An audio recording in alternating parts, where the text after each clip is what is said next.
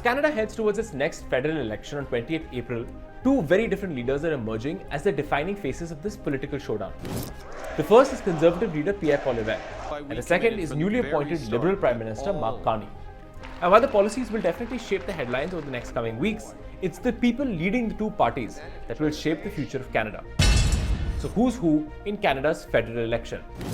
To begin with, it is a historic race.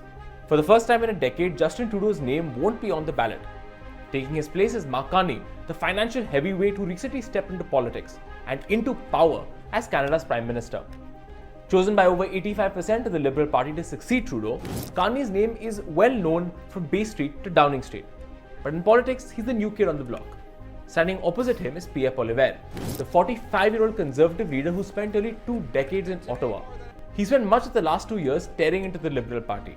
He's promising to take Canada into a new direction with what he calls common sense politics. The fighter versus the navigator. Poilievre plays the fighter, unfiltered, anti-establishment, and relentless in blaming woke liberal policies for rising costs and a housing crisis. His hard-edged style has actually struck a chord with Canadians frustrated by the status quo in the country. Carney, meanwhile, has cast himself as the navigator, calm, composed, and globally tested. A former central banker during both the 2008 crash and Brexit, he's betting that steady hands and not loud voices will win the future. The Trump factor. But this election isn't just about Canada. Donald Trump's return to the White House race has shaken up the political math north of the border.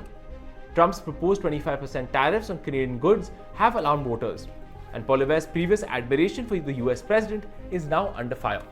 He's distancing himself from Trump, even as Trump calls him not MAGA enough.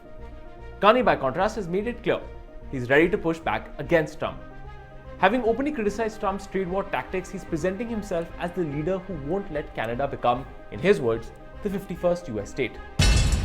Compassion versus toughness. This race is also about tone. Poilievre is an attack dog, fast to jabs, sharp in debate. Carney is softer spoken, more technocratic. And for some, Poilievre's passion is refreshing. For others, Carney's restraint is reassuring. The battle for young voters. The youth vote is also up for grabs. Poilievre is leaning into the digital space, podcasts, YouTube, even Jordan Peterson interviews. Carney, meanwhile, is trying to win over young professionals and first-time voters looking for stability in turbulent times. The stakes. In the end, this election is more than left versus right. It's a referendum on leadership itself. Do Canadians want a disruptor to shake the system, or a technocrat to stabilize it? The fighter or the navigator? The brawler or the banker? Come April 28th, Canada will choose not just a party, but a path for itself.